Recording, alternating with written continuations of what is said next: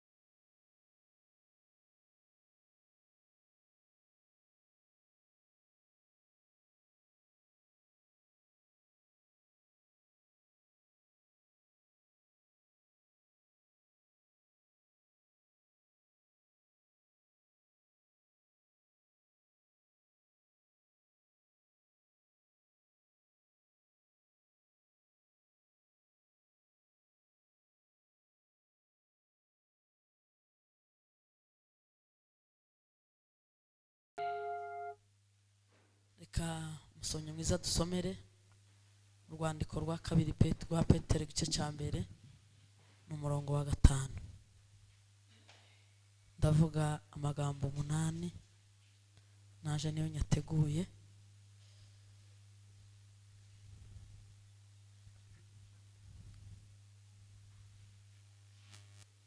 Aranga ingeso nziza za Kristo. Haleluya. Musomye mwiza nadusomere kugira ngo tuvuge umwanya muto tuze gutanga umwanya. Petero wa kabiri umurongo wa mbere verse ya 5.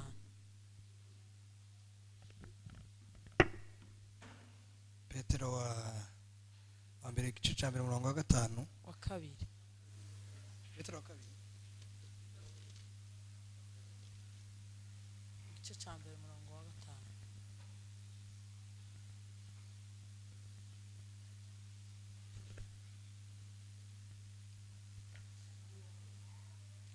dusome. Haravuze ngo mwebwe abarindwa n'imbaraga z'Imana. Ibyo abari byo bituma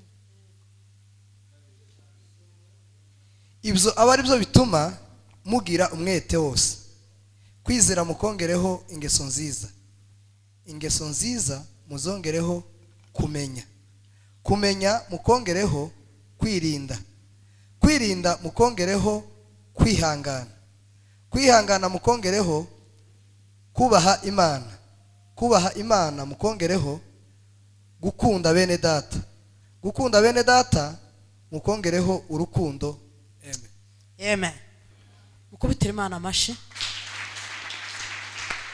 Turashimira kaze yanyu, Imana ibaheze umugisha. Yesu yageze akiza abarwayi, akazura abapfuye, agakiza impumyi n'ibimuga, ariko haraho yageze agera mu midugudu bakamukingirana bakanga kumwakira. Turashimira Imana ko mwugururiye ubutumwa bwiza, Imana ihabwe icubahiro. Kindi ndashimira Imana ko ngeze hano muri EPGR, ngize imyaka irenga 10. Ndashimira Imana ko mpakandagiye hano, twarahataramiye igihe kirekire, twasengeye muri bimba, twasirimbiye hano. Imana ya Israel ihabwe icubahiro. Ikindi ndabashishikariza kugira ngo mubashe kumenya ubushake bw'Imana ku buzima bwanyu, kubera ko kuba mu idini utaramenya intego waremewe niyo accident. Ukaba mu ikanisa tumenya icyo Imana gushakaho, ugatura muri EPGR, ukaja muri KDP, ukaja muri Methodiste, ukaja muri Anglican, ukaja mu Baturika, utaramenya ku buzima bwawe kumenya icyo Imana gushakaho ngo unezeze Imana ku buzima bwawe. Idini ririca kandi riramugaza, kandi Imana ntizodushimira ko twatinze mu idini tugahinduranya ibitaramo tugasirimba cyane. Imana izodushimira ikintu kimwe, ko twumvishe ijambo ry'Imana tukarishira mu bikorwa. Haleluya. Yesu yabwirije abafarisayo n'abasadukayo, umugore umwe ngo aranezerwa arafatwa, aravuga ngo wahiriwe amabere yakonkeje n'inda yakubyaye. Yesu aramubwira ngo sikukwiza, ahubwo ngo wahiriwe uwumva ijambo kandi agakora ibyaryo. Arongera aravuga ngo umuntu wumva ijambo agakora iby'ijambo ngo ameze nk'umunyabwenge wubatse inzu ku rutare. Imivu yaraje, imiyaga irahuha, ngo ariko iyo nzu ntiyabashije kugwa kubera ko yari yubatse ku rutare. Duheze Imana ubwiza. Haleluya. Asifiwe. Ikibazo ni ugutura mu nzu y'Imana ntukuri.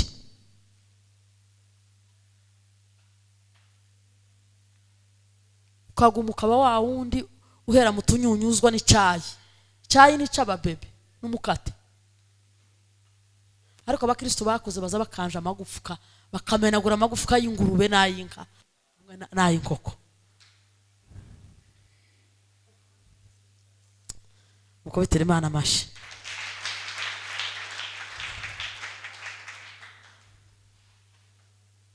Ikintu cyambere kiza kinezeza Imana ngo ni Imana ibonye dufite ingeso zisa na Kristo. Bintu bitanu Imana yaturemeye. Icyambere, Bwana sifiwe, Imana yaturemeye umuhamagaro kuyikorera. Icyakabiri, Imana yaturemeye gusa na Kristo mu ngeso. Ariko gusa na Kristo abantu bari mu gusa na shitani na shitaniye. Umuntu akaba umuririmbyi rurangiranwa, akamuvuga butumwa rurangiranwa, akabarevera w'iparuwase, apana kano paruwase. Ariko Imana yamureba ikabona adasa na Kristo. Bibiliya izivuga ngo abo bantu ntibazotangaza Imana kandi ntibazoyikanga, ngo mu ijuru ngo Imana ngo bazokomanga baza bavuga ngo dukingurire, ngo se tutuzi ni jewe bishop wa KDP. Ngo Imana izobabwira ngo nimumve imbere mwabe nije muririmbyi, tuzi umuririmbyi wagaze nibishana kuramya. Kubera iki? Wararirimbye ariko ingeso zawe ntizisa na Kristo. Ikintu kiza gituma Satani ajuguma agahunga gatinya, sibyo tuvuga, nabo turiwe. Ubundi ukumumbona ukusikondesha kandi sikonsa. Habe nawe ukusa sikusa, umuntu asa n'uwa ari we muri Kristo. Haleluya. Abantu muza mubona hano inyuma kuri housing bameze neza cyane, ariko wamwegera akarura kurusha itabi. Turabafite akarura kurusha umubirizi. Kubera iki? Ingeso ze ntizisa za Kristo. Imana ntizodushimira ko twatundaraye mu ikanisa, twinjiye kenshi, twafashe inshingano, twaririmbye cyangwa twigishije. Imana izodushimira ko twageze ingeso zacu zisa n'iza Kristo, zisa na Kristo. Turaba Kristo. Ngo suzu usengera ngo muri EPGR yakureba akabona ingeso zawe si za Kristo. mukubitire Imana amashyi. Ese mbaciriyeho urubanza ba abantu bubana mu kugendana ubwoba ku mitima yabo, kubera ibiri mu mitima yabo, ngo jewe sinyafashijwe, ngo ntiyavuze ibijanye n'amarangamutima. Pawulo yarabyeretswe mu gitabo, aravuga ngo mu minsi y'imperuka ngo abantu bazoba bakunda inyigisho zijanye n'irari ryabo, ngo bababwire ngo muzogasanirwa. Iyo ni ihame. Mu mahame habaho amategeko y'Imana n'amahame atazahinduka. Amategeko azahinduka ariko amahame ntazahinduka. Gutanga icacumi ni ihame, gukiranuka ni ihame. Nta nzira zapanya, abantu bari mu kugira forode bagahuruka mu bihugu by'abazungu, ariko iyi nzira nta forode ibamo. Abantu bari mu guforode inshingano, umuntu akanyeregeta mu ikanisa akigira nka nyongoro akiyoroshya akaruha akazifata. Iwacu nyabonye umuntu atanga ikimasa iriya hakurya, ikimasa gikuru aragitanga, aragiturira ca ruswa, arasengerwa. Wa mpasiteri usengerwa utomenya kuvuga ngo baba yituriye mbinguni jina lako litukuzwe.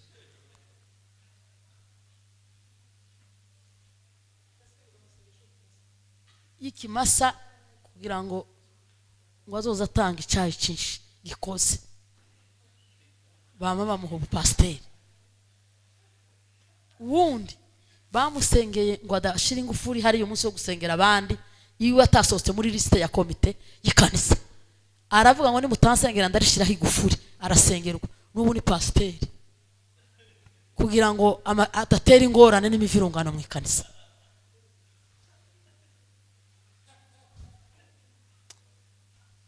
Turabashamburiye mu izina rya Yesu, duheze Imana icyubahiro. Haleluya. Kuba umuririmbyi cyane, ukaba umuntu utuye mu ikanisa cyane, ukamenya kuvuga no gukora cyane, ingeso zawe zihakana. Pawulo yaravuze ngo mu minsi y'imperuka ngo abantu bazaba biyita abakristo cyane. Ubundi iyo umuntu ari mu buzutse uzawumva ufite ubunebwe, ukaza unavuga ngo ndapfuye n'ubunebwe. Iyo uri mu bunebwe akagira umuntu uvuga ngo aranebwe, azayamara akaja gufimana ngo bavuze ngo aranebwe. Ubundi nushaka kuba mu mbaraga uzawumva ko ntazo ufite. None data avuze neza cyane, wumve ko ufite ubukene bwo gusenga, wumve ko ufite uri inyuma y'abandi, nicyo gihuza uburi umunyembaraga. Haleluya. Ngeso za gikristo, ubuzima bwawe iyo utambuka abandi baza babona iki? Ingeso ya mbere nziza ya gikristo ni umukristo uhorana kwizera mu buzima bwe. Imana yabwiye Abisiraheli kugira ngo bigishe. Ubundi kuva muri Egiputa ukinjira muri Kanani yari iminsi 11, iminsi 11. Imana ibazungurutsa mu butayu kugira ngo ibigishe ibintu bibiri. Icyambere ngo Imana yari ikeneye kubigisha kumenya kwizera, kwiringira Imana. Cyakabiri ngo yari ikeneye kumenya kubatreninga kugira ngo bazo abasirikare bamenye kurwana intambara. Nimba uri umukristo w'igisirimba hano baza basubiza nk'ibisirimba 10, ariko utazurwana intambara zo kurwanya Satani n'isi n'umubiri. Tugira abanzi batatu: Satani, isi n'umubiri. Ukaba uri umukristo utaramenya kurwana, uzawonga akabebero, ufashwe ijosi. Imana ikura Abisiraheli mu Giputa, hari urugendo rw'iminsi 11 n'ingungura z'amazi n'ibiryo byari bibaze, ariko ngo Imana ibacisha mu butayu kubera impamvu zibiri. Cyambere ngo babanze bamenye kwiringira Imana, igihe bifatika bihari cyangwa bidahari baza bagumana kwizera ko Imana yorema ibindi, bahorana kwizera. Ibyo batarebesha amaso y'umubiri, ibyo batokora azararana morara. Abantu kwizera baza bishima iminsi yose kandi ibyiringiro bifite ubuzima. Hari abantu bataragira amazu badafite no kuyagira vuba, ariko bagira ibyiringiro ko amazu ahari kandi bakabyishimira. Kwizera, umukristo wese ugira kwizera azanezeza Imana. Umukristo wese utizera, Bibiliya ivuga mu gitabo cy'Abaheburayo 11:6 ngo ntibishoboka yuko utizera nezeza Imana. Imana yacishije Abisiraheli kugira ngo babashe bamenye kwizera Imana no kuyiringira, ngo Imana ikabazanira amano ikayimanura mu gitondo ikabaha inyama zivuye mu ijuru, umuyaga w'ikusi n'ikasikasi ukamanura inkware ngo bakarya. Imana ikababwira ngo kugira ngo ibigishe kwizera, ntimutore izo muzorya ejo, mutore iza none gusa, kandi utora izejo kubera kwizera guke zizobora. Kubera kutizera, abantu batagira kwizera bazabizera ibyo babonyeho, tibizere ko ejo bihari. Ariko abantu bagira kwizera, hari umwanditsi w'umunyabwenge bavuze, aravuga ngo kwizera n'ijisho riza rimena imisozi, imani huruka mambo juu ya mambo yote. Ukwizera kuza kumena imisozi imyaka 15, ukizera wishimye kandi wizeye ko bitazabura kuba. Haleluya. Kwizera, umukristo yatakaje kwizera nibo bajya bazabihanura ku magorofa bagapfa. Ukamuvuga ukareba filime, Satani hozwa ubuzima bw'abakristo ho filime. Iyo umukristo adafite kwizera azareba muri filime Satani amunyujijeho, akumva yo kwiyahura, akumva yo kwica. Ariko twebwe dufite kwizera, kwizera gufite ubugingo. Kandi umukristo afite kwizera ngo biza bituma Imana imunezererwa. Kandi umukristo udafite kwizera ni umukristo, isaha n'isaha woyoba, isaha n'isaha wogwa, isaha n'isaha wotembagara, isaha n'isaha wo kwiyahura. Igituma tuza twiyahura tukiringira ibyo tutareba tugakomera, nuko tuzi ko dufite Imana, Imana izirema, Imana izihindura amateka. Imana iguha umugisha mbaba, ni bidashoboka. Iyo umukristo ahagaze mu ngeso nziza za gikristo ahorana kwizera. Nyabonye umugabo mukuru arira ngo ifaranga zashize, ararira turi Prayer Mountain 2008, kubera kwizera guke ararira ngo nidusengera ifaranga, ngo ifaranga zashize. Iyo ufite kwizera uzumera nk'umuntu ufite amafaranga kuri banki, kubera ko Imana nishinzwe kutugaburira no kutwambika tuzorya mu bitafatika, mu bitagaragara. Kwizera ni ukuboko kuza kwakira imigisha y'Imana kukayifunyika. Kwizera kuza kutuma umukristo atananirwa nubwo Satani yotera intambara, amabomba n'amakompura, ukizera kudafa kubera ko dukenera mu nsinzi. Atukuzwe. Nimunamuke mwa bakobwa mwe, mukubitira Imana amashi. Ese ko turi kumwe? Iyo mbonye umuntu uri kuri telefone sanyumva ntameze neza njewe. Simwebwe hari uwundi muntu nyabonye gutya quelque part, tuzamurira Imana ubwiza. Haleluya. Atukuzwe. Ubundi nta materaniro matoya baho, nta n'amateraniro y'ubuzayifa baho, habaho amateraniro y'abanyembaraga. Bibiri zivuga ngo y'abantu bateranye ku bw'izina ry'Imana, hari marayika uzumanura ibitabo akandika. Umunsi Imana imbwira isezerano ryanje rikomeye, kandi imbwira ko risohora mu mezi 2. Yari imbwiye turi mu gitaramo abantu bamwe batashe bimeze gutyo. Imana yo kugira neza abandi batashe, ariko go wabihaye agaciro. Mukubitira Imana amashi.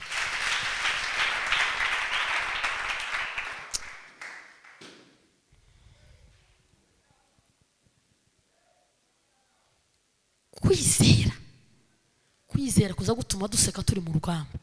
Bibiri zivuga ngo kubera kwizera kwa Eliya w'itishubi ngo byatumwe acunaguza ingabo za Bari na Ashera, arababwira ngo nimuvuze induru iwe ataratangira urugamba, umwasayi atararwana, ngo nimuvuze induru wenda Imana yanyu yasinziriye.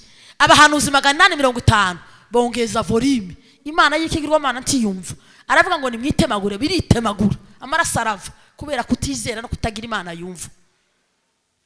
Ngo amarara baseka, arababwira ngo nimwigireyo. Bibiri zivuga ngo asenga isengesho ryo kwizera rigufi, aravuga ngo Mana ya Abrahamu na Isaka na Yakobo ubimenyekane ko ari wowe Mana. Yasenga isengesho risanka rya rindi Yesu yasenze ngo ageze i Betaniya, aravuga ngo nzi kuzunyumva data, ngo ariko bikorere kubera aba bantu bangose.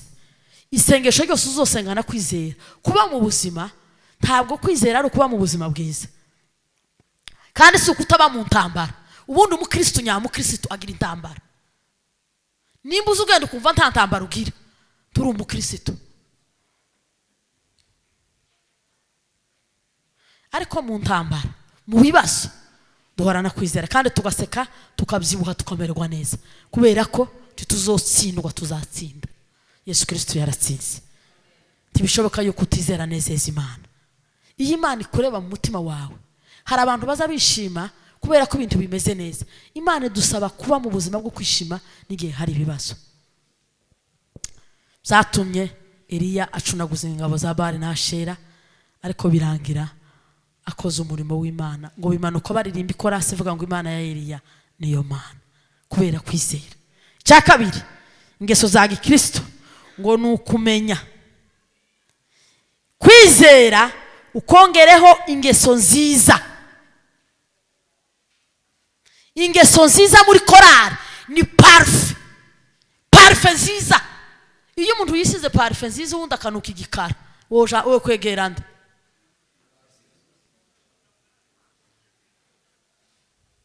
Dufite abantu kubera ingeso mbi bari mu kunuka muri kariti, akakunukira.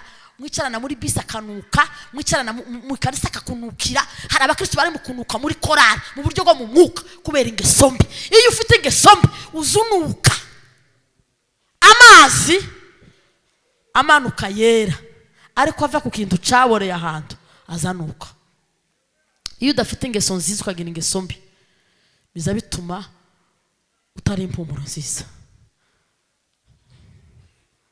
Turi impumuro nziza hagati y'abapagani iyo dufite ingeso nziza. Petero yaranditse aravuga ngo nubwo babatuka nk'abakora nabi, ngo nibabona ingeso zanyu nziza ngo zibatere guhimbaza Imana. Ingeso zawe zimeze gute? Kwizera mukongereho ingeso nziza. Ingeso nziza muzongereho kumenya. Niba kumenya Yesu Kristo zarabateye guhunga, ngo mukava muri isi byonona, mukongera kandi mukabisubiramo, ngo ibyari kubabera byiza nuko mutari kumenya. Ngo kuko iyo umuntu yamenya kongera agasubirayo, ngo azasohorwaho n'imigani ibiri. Uwa mbere ngo abasohowe n'umugani uvuga ngo ingurube yihwagiwe yongeye gusubira mu condo, imbwa yarutse yongeye kurya ibirutsi yarutse. Iyo umuntu yireze akabatizwa akakira Yesu nk'umwami n'umukiza, akongera akabivamo, ngo ibyari kumubera byiza nuko atari kugira gute, atari kumenya. Kandi Satani ngo azazana umudayimoni, abadayimoni 7 barusha wa wundi wa mbere gukomera kugira ngo baguhambire. Nico gituma umuntu wakijijwe akagwa agora kugira kandi ngo asubire ku murongo. Atukuzwe. Kumenya neza zarabateye guhunga mukava mu zisi byonona, wamara kumenya ukongera kandi ugasubirayo, ngo ibyari kukubera kwiza nuko utari kumenya. Ariko iyo wamaze kumenya ukongera ukisubiza inyuma, ububaye k'ingurube yiyuhagiye ikongera igasubira mu zondo, ubusoweho n'umugani w'imbwa yarutse ikongera ikarya ibirutsi. Umukristo wakijijwe, w'umuririmbyi, w'umunyamasengesho, w'umuvugabutumwa ntagomba kongera gukora icyaha yihanye. Mukubitira Imana amashi. Icyakane, kumenya mukongereho kwirinda. Kwirinda ni uburyo butatu. Uburyo bwa mbere ni ukugenda. Pawulo yandikiye Abakolosayi aravuga ngo muramenye mutagenda nk'abarya abantu batagira ubwenge. Dufite abantu bari mu kurandaranda mu makariti bakagenda nabi, amatambi. Iyo imigoroba ibaye, iyo akajoro kabaye, iyo yirengeje impinga azatambika amaguru, agatambika amatambi. Imana ikureba ikareba uko uzugenda. Iyo utamenya kwirinda mu buryo ugenda, uzugenda nabi. Muramenye ntimugende nk'abatagira ubwenge, ahubwo mugende neza. Kwirinda ni uburyo ugenda. Imana ntizireba cyane aho duhaye tuja nuko duhagaze. Imana zireba imigambi y'ingendo zacu. Iyo ufite umugambi wo kugenda nabi, Imana zibiga bitarabigeraho. Ugomba kwirinda ukugenda. Cya kabiri ukuvuga. Cya gatatu uko ukora. Iyo umuntu amaze kwirinda uko agenda, akirinda uko avuga, akamenya kwirinda n'ibyo akora, icyo gihe uba wujuje ibintu bitatu bituma ugaragaza ko uzi kwirinda. Kandi iyo wirinze, Imana zibana n'abakristo bazi kwirinda. Atukuzwe.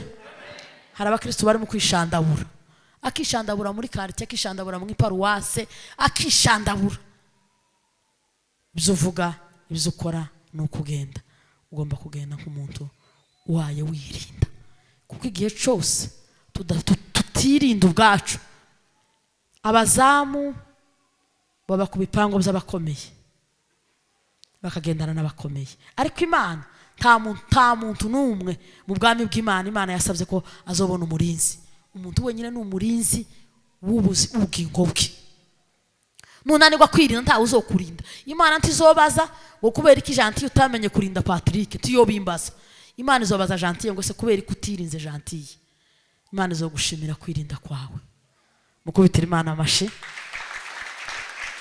Kwirinda mukongereho kwihangana. Hahira uwihanganira ibimugerageza, kuko nimumara kwemererwa muzahabwa ikamba ry'ubugingo. Kwihangana, guturana mu ikanisa n'abantu ni ukwihangana, kubana muri quartier ni ukwihangana, kuba muri korari ni ukwihangana, kubana mu muryango ni ukwihangana. Kwihangana ni igikorwa cy'abakristo, ni ingeso nziza y'abakristo. Ikindi tucongereho kubaha Imana.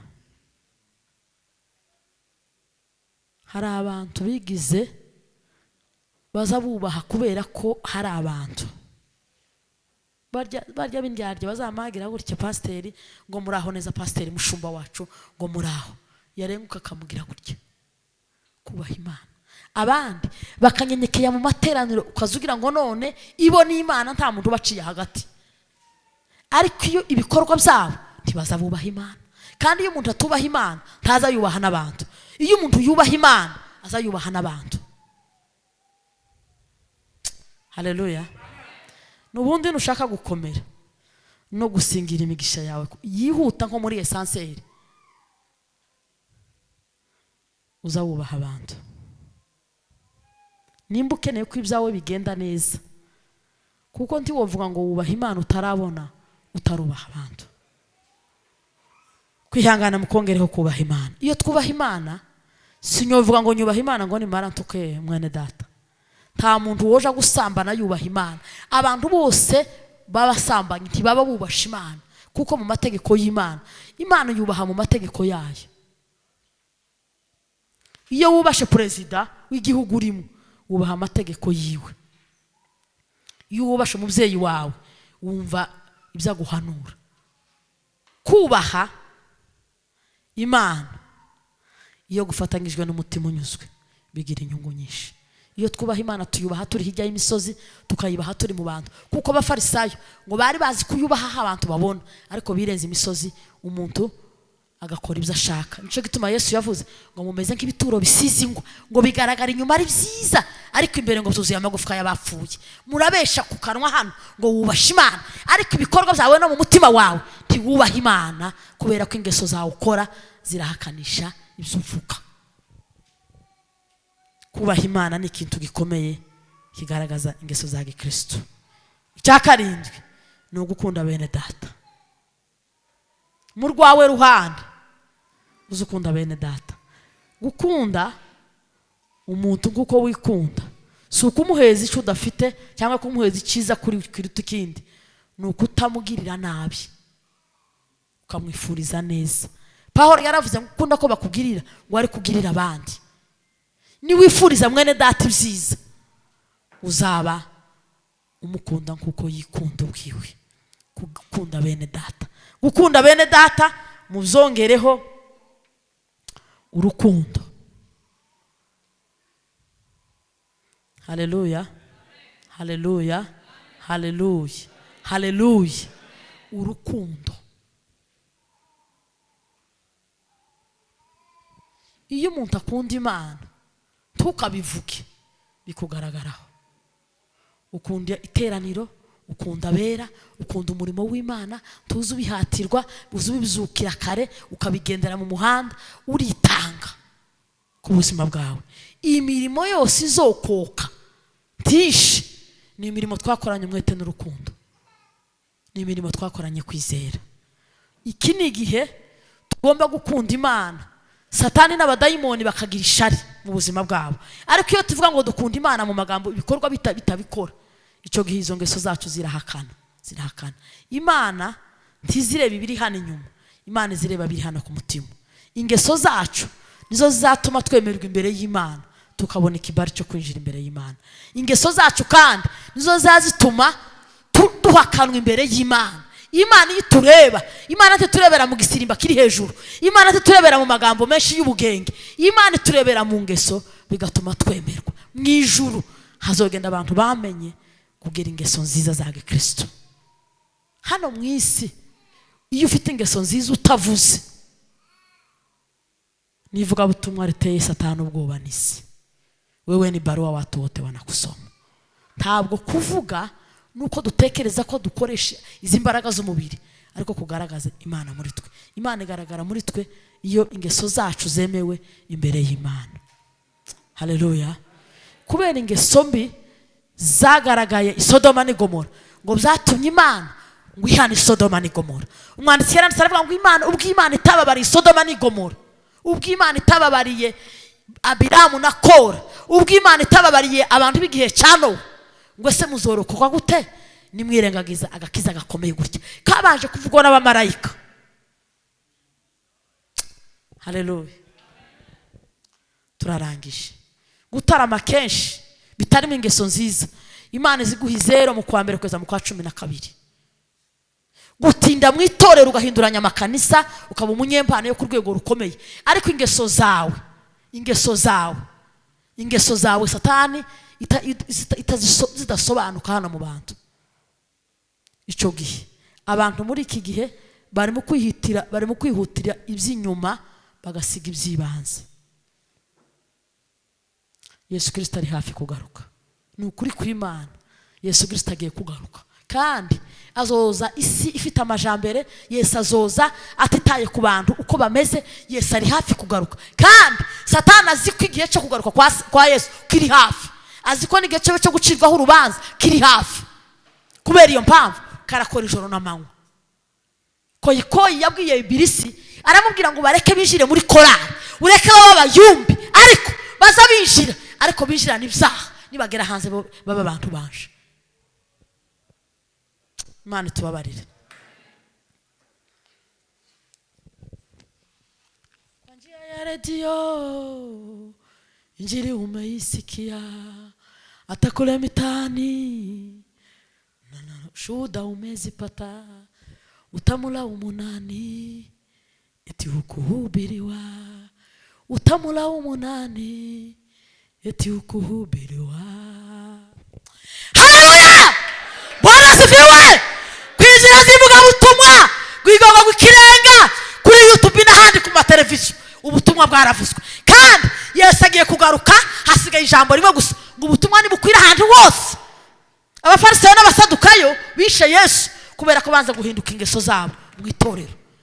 Iyo umuntu yabaye mu ikanisa akanga guhinduka, uba warabaye umwanzi w'Imana.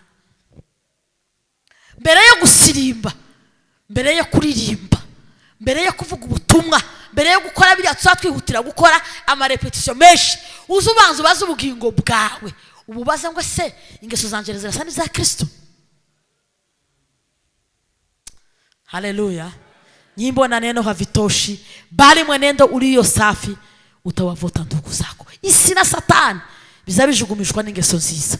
Naho ubundi buriya Satani azamenya abantu bayo, n'Imana iza abantu bayo. Umuntu azaza karirimba hano, Satani n'abadayimoni bakongorana bakavuga ngo uyu nguyu mumureke ni uwacu, turamwifatiye, reka gusa sohoke hano hanze. Imana ikeneye ubuzima bwahindutse kandi bufite ingeso nziza. Yesu ari hafi kugaruka kandi azoza kujana abantu bahindutse. Duhembera ko twahindutse. Abantu bari mu gushinga ijosi bakaguma ngo bamere uko bari bameze kera. Imana izotubaza ibintu bitatu. Cya mbere, Imana izotubaza imyaka twaramye. Cya kabiri, icyo twayikozemo. Cya kabiri, Imana izotubaza ubutunzi buke yaduhaye ko twabukoresheje. Icya gatatu, Imana izotubaza agaciro twahaye amaraso ya Kristo umwana w'Imana. Yesu yarapfuye kugira ngo duhinduke duse na Kristo. Yesu umwana w'Imana yavukiye mu muvuri, arakura, ayikuca mu mategeko y'Abayuda, ategereje ikintu kimwe, kugira ngo ubuzima bwawe buhinduke. Abantu basaziye mu itorero, abantu basaziye mu murimo, ariko ubuzima bwabo budahinduka. Guhinduka, Imana iziturinda amaakisida n'indwara, ariko Imana igira ikintu itazikora. Imana ntizi force nature, Imana ntiyo gusukuma ngo kizwa. Oya, Imana yabwiye Yeremiya ngo shize imbere inzira zibiri, agakiza no kurimbuka, hitamo. Imana igira kantu yaduhaye, itahaye imbogo n'inka, itahaye indogobe, itahaye ibintu bikomeye. Ni akantu kitwa guhitamo. Guhitamo amahitamo yawe.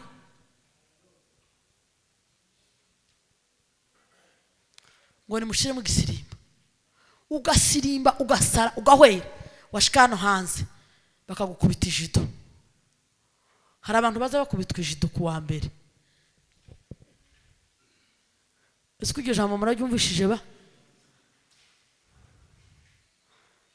Hari abantu Satani yakubise ibitego, babaye ba magambo, umuntu akayobora iparuwase ari magambo, asavuga ibyo adakora, ijuru rikamuhema. Umuntu akaba mu ikanisa akayoborwa departement, ariko mu buzima bwiwe yanze guhinduka. Iyo utahindutse uba uri umwanzi w'Imana. Yesu yaraje kugira ngo duhinduke, tuve mu mubiri, tuve abanyamwuka. Martin Luther King yarondoye cyane. Martin Luther King yakuye abaporo mu baturika kubera impamvu zinshi, ariko impamvu nkunda ya mbere ni impamvu yo kugira ngo tuba abanyamwuka. Tibishoboka yuko uyu muntu atahindutse wagira ingeso nziza, umwuka we tibishoboka. Bari mu mubemereza ngo mureke kuvuga cyane ngo baragenda baraja. Hari utambuka mu wiwe, hari uzotaha agatambuka mu wiwe, umuntu wese azataha mu wiwe. Bari bareke ngo badacika ngo bakagenda. Wese Imana icyubahiro ndarangije.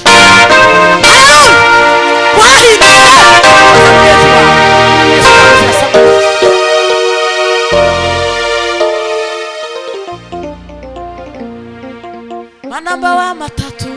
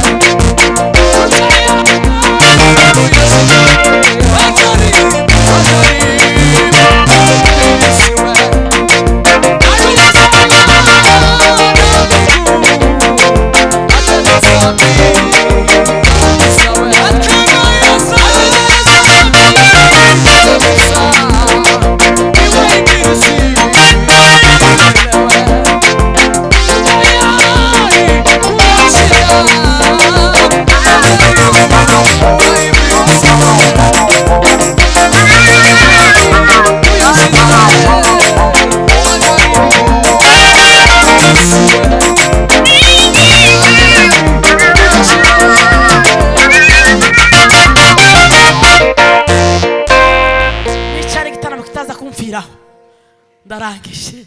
Duheze Imana ubwiza. Haleluya! Nuko muhinduka rwose mugize imitima misha, ingeso zanyu zisa n'iza Kristo. Uzuzipimaho ku wa mbere kugeza ku cyumweru, nimba ingeso zawe zisa na Kristo. Ingeso zawe nidasa na Kristo tuzinjira. Matayo 5:20 hazahabwa ngo nutagira gukiranuka kurenza uko abafarisayo nabo tuzinjira. Ubuzima buhindutse nibwo buzabubakisha Satani. Imana ntizikangwa n'abavuga butumwa biryoza. Imana zikangwa n'abavuga butumwa bafite ijambo ryahindutse muri buzima bwabo. Imana ntikunda abakristo bajya bingwiza murongo 500 ibihumbi 5. Imana ikeneye abakristo bakeya ariko bahindutse. Iyo umukristo yahindutse, Bwana sifiwe, kumanywa na nijoro azarwana intambara mu bwami bwa Satani kandi akazitsinda. abakristo benshi batahindutse. Bwana asifiwe. Abakristo batahindutse mu bwami bw'Imana babaye abakristo ba kawaida. Muza abakristo ba kawaida baba uzaifu. Umukristo wa uzaifu. Imana ntacu izomukoresha, Satani ntimutinya, abadayimoni ntiwobakanga, isi na Satani ntiwoyikanga. Imana ikeneye abakristo bafite ingeso nziza zazivuga kuruta amagambo, kandi ingeso nziza nizo zaduhesha ikibari cyo kwinjira. Imana idufashe kandi tuganze.